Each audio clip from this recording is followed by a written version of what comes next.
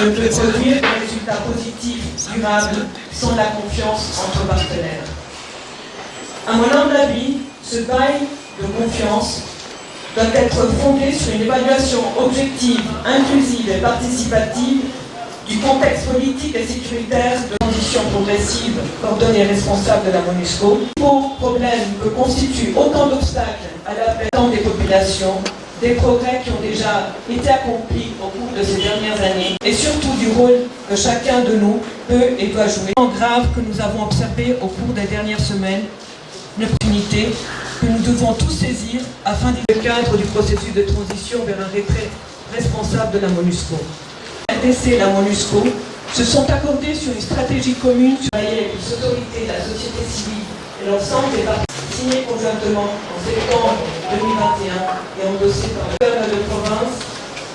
Honorable Président, l'adoption de recommandations permettant d'apaiser les tensions et de stabiliser les liens pour leur prise en compte dans leurs orientations stratégiques.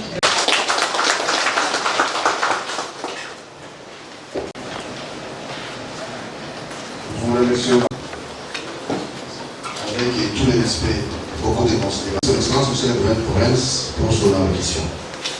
Depuis plus d'un quart de siècle, l'Est de notre pays, plus particulièrement les provinces du Nord, Sud Kivu et l'Ituri, est le théâtre de guerre à répétition. Les horreurs et les tragédies qui ont sous-bassement, soit des conflits intercommunautaires, soit des manipulations politiques, le pillage des ressources minières de notre pays, l'ambition et les tendances des pays voisins à annexer les provinces de l'Est et toutes sortes de manipulations de paix invisibles. En dépit des accords de paix souvent non tenus, les apparences de réconciliation, des stratégies et des mécanismes pour résoudre les conflits, la paix est restée précaire, volatile et l'insécurité persiste.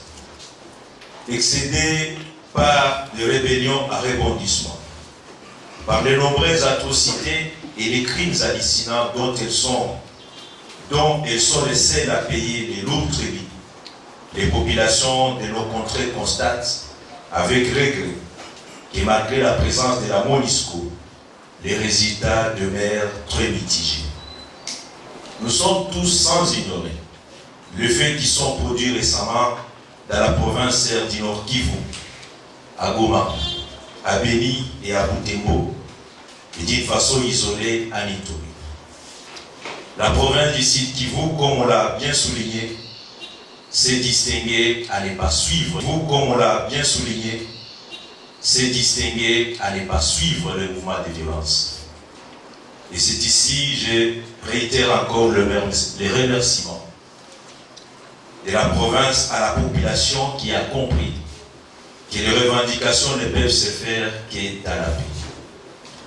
En dépit de ces constats, nous devons regarder les choses autrement, avec confiance dans nos institutions et dans leurs animateurs, à commencer par le premier citoyen de ce pays. Je cite Son Excellence, M. Félix Antoine Tshisekedi Tshilombo, garant de nos institutions et garant de la paix, pour laquelle toutes nos populations de l'Est lui sont redevables et continuent à fonder leur espoir sur sa personne.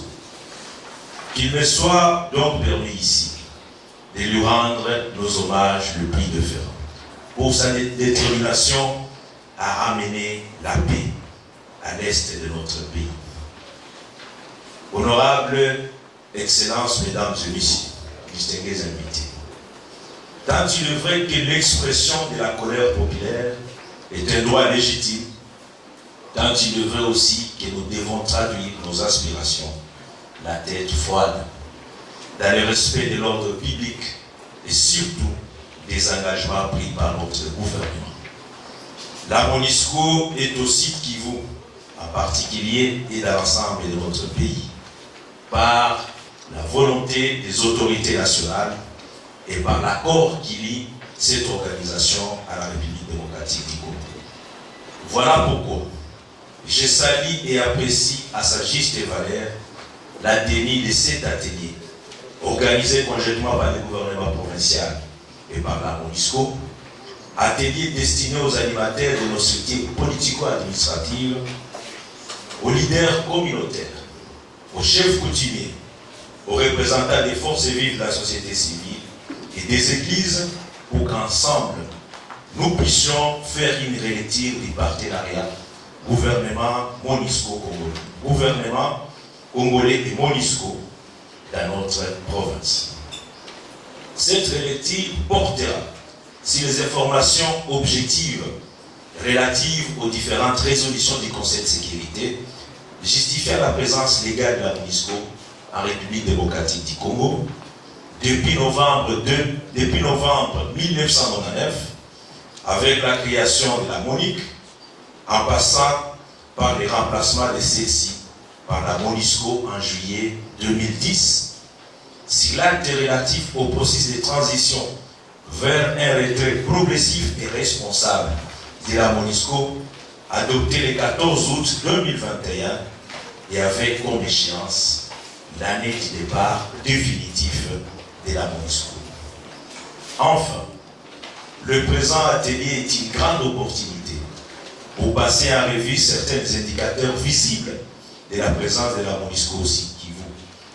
Car si nos populations aujourd'hui attendent le retour de la paix, ce travail ne peut se faire qu'avec la collaboration entre la MONUSCO et la République démocratique du Congo. Mais tout aussi, tout n'est pas aussi noir. Et je voudrais le souligner ici.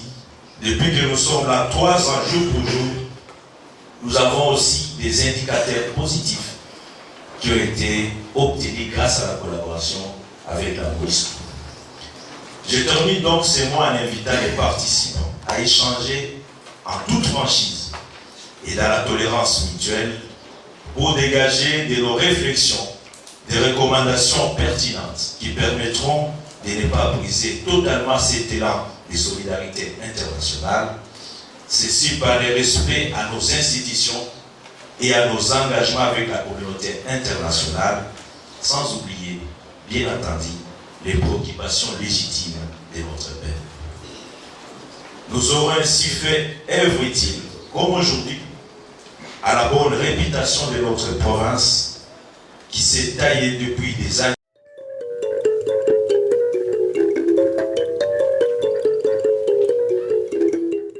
Aux titres de qualité respectifs, en introduction de cet atelier,